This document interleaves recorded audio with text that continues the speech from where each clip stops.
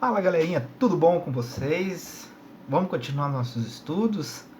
Vamos ver o que aconteceu depois do Martim Lutero ter pregado suas teses, né? A gente viu na última videoaula aí, e agora a gente vai perceber as consequências disso. A gente vai ver que depois de ter tido aquele movimento, depois de ter tido o questionamento da igreja, muita gente ter morrido na fogueira por conta disso, Martim Lutero ter chego e feito uma revolução muito grande, a gente vai ver que essas ideias vão se expandir. É isso que a gente vai ver agora. De que forma que elas se expandiram? Quais foram as consequências dessas ideias? E a Igreja Católica, como agiu perante isso? Acompanha comigo aí Reformas Religiosas, parte 2. Acompanhe comigo, boa aula, gente. Vamos ver então, gente, de que forma que a Igreja Católica vai reagir perante essas transformações e o modo como as ideias de Lutero vão se expandir, principalmente através daqueles que questionavam de maneira mais árdua a igreja. É a partir daí que vão surgir alguns reformadores. Essa é uma palavra importante para a gente. Os reformadores nada mais vai ser do que pessoas que vão pegar as ideias do Lutero e que vão dar uma moldada, vão dar uma adaptada, mas sempre questionando a igreja. Vejam, um deles, um dos personagens importantes que nós temos aqui, é João Calvino. Um personagem muito importante, John Calvin, que ele vai desenvolver com base nas ideias do Lutero a sua própria forma de pensar. Né? O que ele vai dizer? Que a salvação é algo que acontece através de um trabalho justo e honesto. Então percebam que ele já começa a relacionar a salvação com o trabalho, com o que você ganha. Pessoas que estão ganhando mais significa que estão sendo mais abençoadas. Ou seja, você pode quantificar as bênçãos de Deus. Isso vai buscar muito as ideias de burgueses e banqueiros, ou seja, se eles são ricos é porque Deus está abençoando eles. E aí vai ter uma visão muito forte ligada à predestinação, ou seja, Deus já escolheu aqueles que vão se dar bem ou não, aqueles que vão enriquecer ou não. Se você é rico é porque você foi escolhido para Deus por isso. Agora, se você é pobre, Deus tem um propósito para isso. Deus tem um propósito. Então, ou seja, o calvinismo vai ser uma religião que vai surgir questionando a Igreja Católica, focando no capitalismo, no lucro. Inclusive, há algumas teorias que colocam, como, por exemplo, Max Weber, ele vai escrever um livro chamado A Ética Protestante e o Espírito do Capitalismo, no qual ele diz que países que desenvolveram o protestantismo, ou seja, as ideias protestantes e não católicas, são países que vão se desenvolver mais, são países mais ricos. E ele dá o exemplo de alguns países do norte da Europa e do próprio Estados Unidos, que se desenvolve por conta desse ideal. Então vejam que aqui a igreja, vejam que a religião está muito ligada com a parte econômica, pela visão de João Calvino. Um outro personagem importante da nossa história vai surgir a partir de uma outra reforma chamada Reforma Anglicana. Nós estamos falando especificamente de um rei, o rei da Inglaterra, Henrique VIII. O anglicanismo vai surgir por motivos muito mais particulares, pessoais. Porque olha o que acontece. Henrique VIII, rei da Inglaterra, ele era apaixonado por Ana Bolenha. Ele era casado com Catarina de Aragão e era apaixonado por Ana Bolenha. Então veja, ele tinha um casamento, porém ele era apaixonado por outra pessoa. Isso naquela época era muito comum, você ter amantes, né? Isso era uma coisa muito, muito normal entre os reis. Só que o que acontece? Ela não dava filho homens para ele. E ele o acusava. Além de não gostar dela, ainda usava isso como acusação. E como ele queria se casar com Ana Bolenha, ele acaba pedindo ao Papa Clemente VII para anular o seu casamento. Só que, óbvio, a Igreja Católica não permite a anulação de um casamento. E ainda mais porque o Papa Clemente era parente da Catarina. E aí o Henrique VIII diz: se eu não posso me separar da minha esposa, não tem problema. Eu me separo da igreja e faço duas coisas ao mesmo tempo. Com isso, gente, o rei passa a não mais aceitar a influência da Igreja Católica e ele, através do ato de supremacia, ele se torna o Papa da Inglaterra, o chefe tanto político como religioso da Inglaterra. Com isso ele confisca, ou seja, ele pega todos os territórios da igreja, que eram mais de 800 mosteiros, e ele enriquece mais ainda porque ele não tem mais ligações com a Igreja Católica. Né? Ele se separa, não deu muito certo porque ela foi acusada de traição, mandou matá-la, mandou cortar a cabeça dela, e aí depois ele teve mais alguns casamentos. Olha aqui. Ele se casou ainda mais 4 vezes, e no final da vida, já não conseguindo o que ele queria, que era o filho homem, ele até chegou a ter um filho homem, porém o menino morreu muito jovem. Nós vamos estudar mais para frente essa situação. Né? Quem acabou governando a Inglaterra depois vai ser uma de suas filhas, Elizabeth. Portanto, a gente pode perceber que é uma religião que surge por muito mais por questões pessoais do que propriamente por uma questão de fé. Né? E aí, a gente percebe que aos poucos as ideias protestantes, olha aqui, luterana, verdinho, rosinha que nós temos o calvinista, veja que ela está pipocando, né, pela Europa. Nós temos o anglicano, aqui é a zona de influência. Temos muito católico ainda, é óbvio, né? Não dá para dizer que a Igreja Católica perdeu força. Seria um erro muito grave. Outras regiões, como muçulmanas, ortodoxas, não vem muito ao caso nosso aqui. Ou seja, ela começa a se expandir. Mas o que é importante a gente perceber aqui? Primeiro, por que teve a reforma protestante, então? Quais foram os fatores? Bem, eu divido para vocês basicamente nesses 4. Nós temos fatores religiosos? Lógico que temos fatores religiosos. Seria um erro dizer que não tem fé no meio. O próprio Lutero, ele começa as suas ideias por questões de fé mesmo, que ele não concordava. Além de questões morais, questões de fé. Outro ponto importante que a gente tem que considerar é o econômico. Os príncipes não apoiaram Lutero à toa. Havia um interesse de separação e não ter que pagar mais impostos para Roma. Isso é óbvio. Tem fatores políticos. Os reis não queriam a influência da igreja dentro dos seus países. Por isso o Henrique VIII, quando ele vai lá e ele se separa do Papa, é para deixar bem claro, quem manda aqui sou eu e acabou.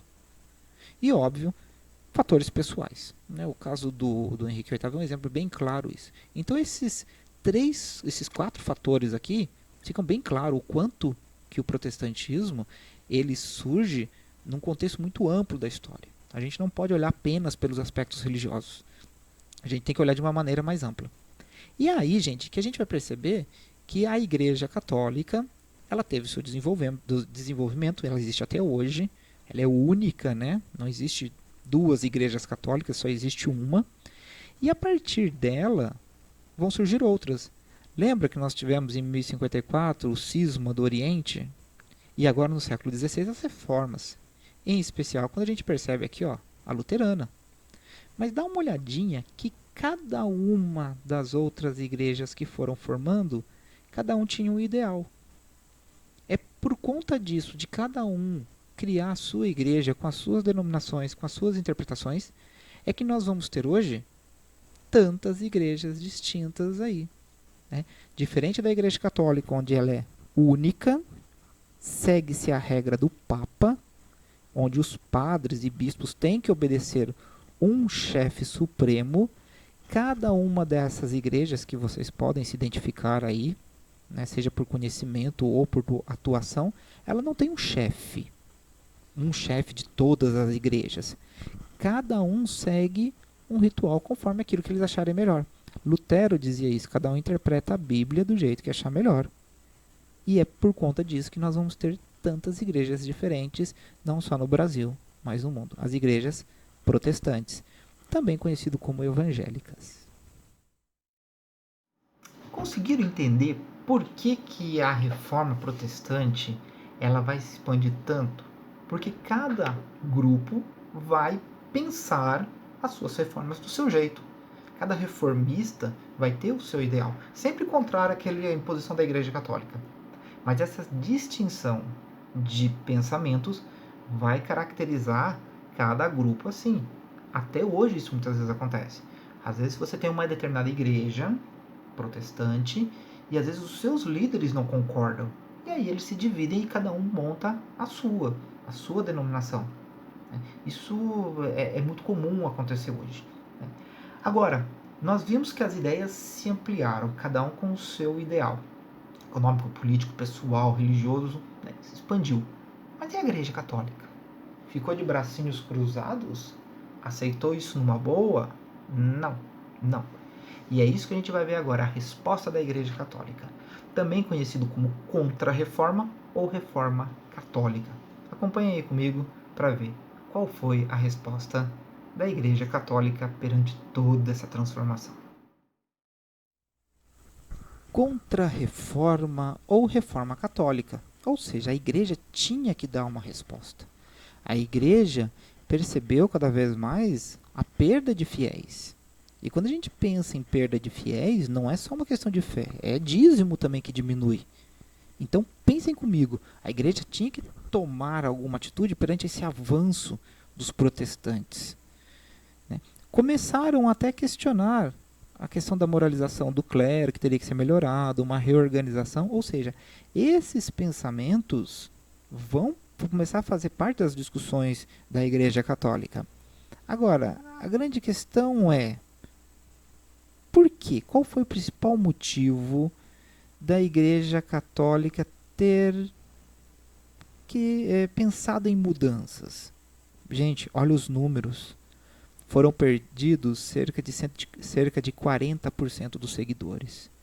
Isso significa perder cerca de 40% dos rendimentos.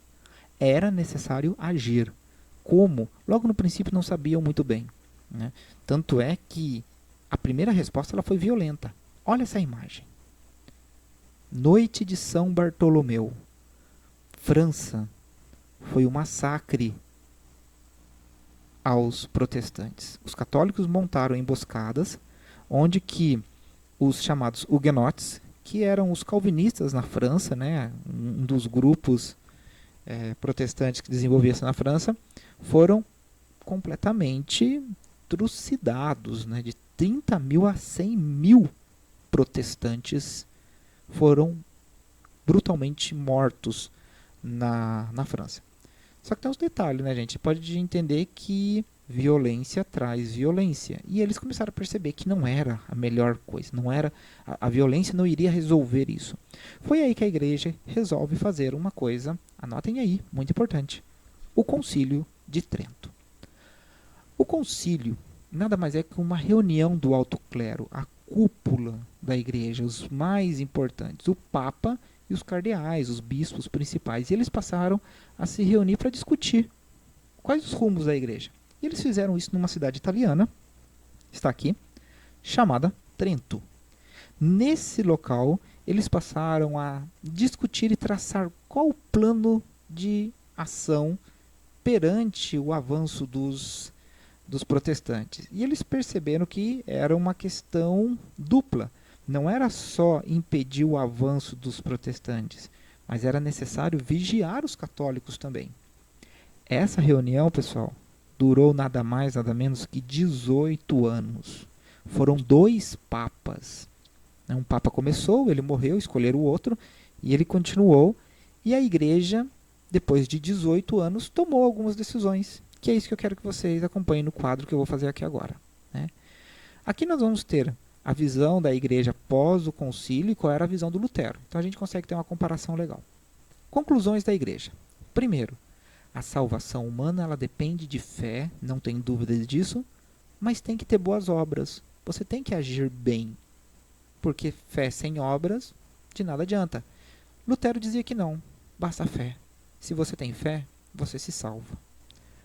A Igreja Católica vai dizer que a Bíblia é a fonte de salvação, sim, mas não é única. A tradição da igreja vale muito. Até hoje isso é feito. Né? Muitas coisas que se acredita, elas estão na tradição da igreja, não está escrito na Bíblia. E um detalhe, a Bíblia é interpretada pela igreja, não pelo seu fiel.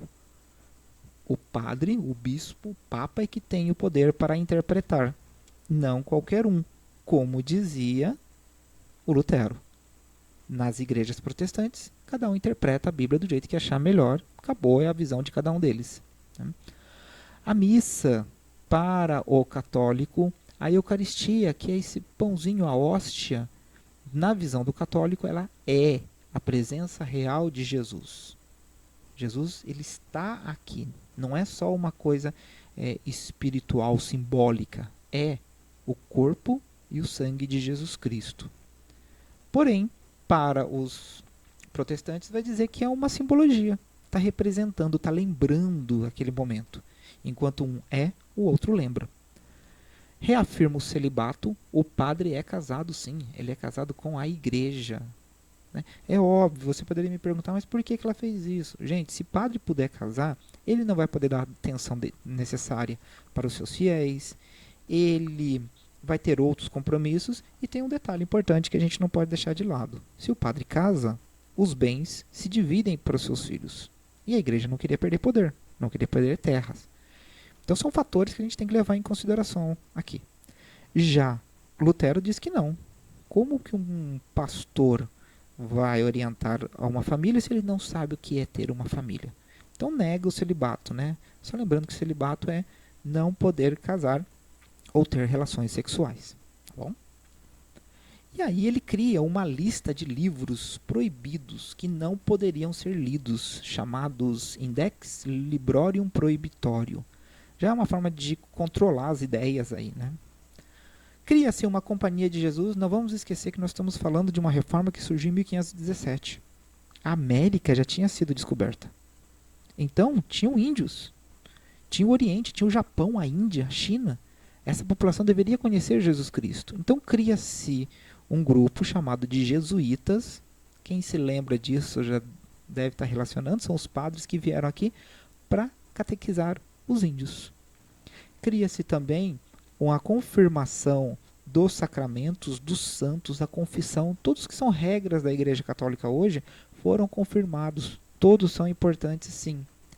E as indulgências que antes eram vendidas, elas continuam sendo oferecidas, mas não mais por um preço. Você pode conseguir o seu perdão do pecado, mas pelos atos que você faz. Uma oração, uma boa ação e assim por diante.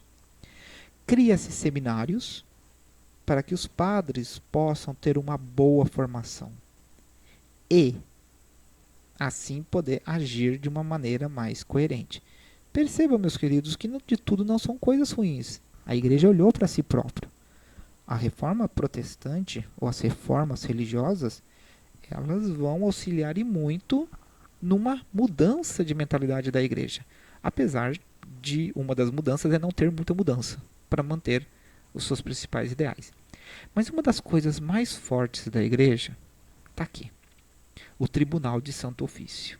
Ou seja, a igreja vai criar um local, na verdade ela já existia e ela vai ser retomada para julgar as pessoas. E ali ela vai dizer qual é a condenação que esse católico ou que essa pessoa fez pelo seu ato.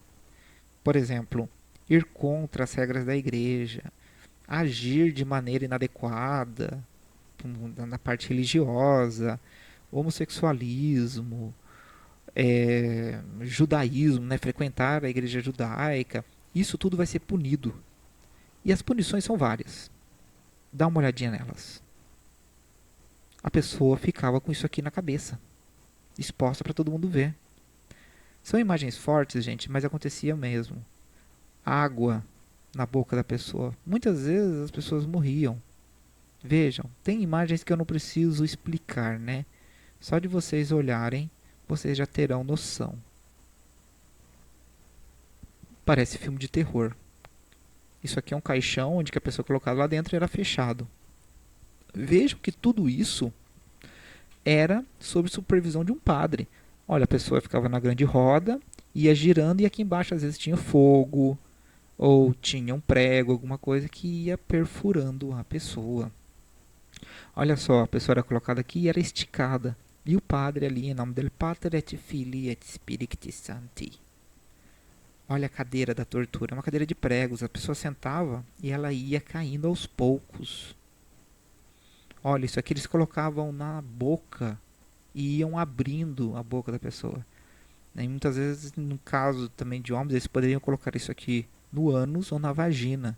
E iam abrindo mesmo. É sofrimento mesmo, gente. Isso aqui era pera. Vejam que a igreja tinha a intenção de mostrar quem é que manda mesmo. O touro, a pessoa era colocada lá dentro e colocava-se um fogo aqui embaixo.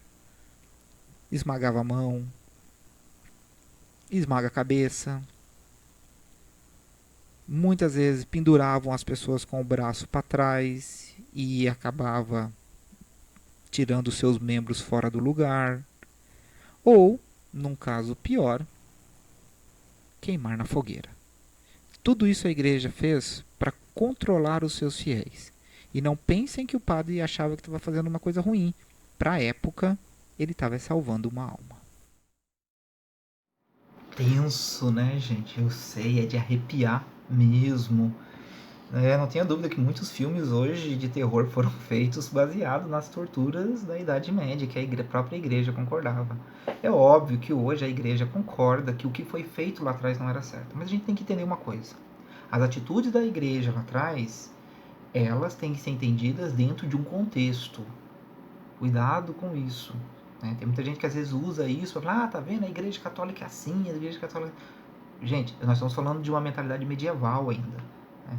Hoje a gente sabe que isso é uma coisa abominável por todas as religiões e que tem que ser respeitada a liberdade humana e a liberdade ideológica. Se você é católico, se você é protestante, ou se você não acredita em nada, ou tem uma outra religião, o mais importante é respeitar a opinião do outro. Faça isso. Respeite a opinião do outro. Né? Para quem acredita em Deus, os caminhos são vários. Né? O destino é um só. Espero que vocês ficam na paz. Uma boa semana para vocês, bons estudos e até a próxima.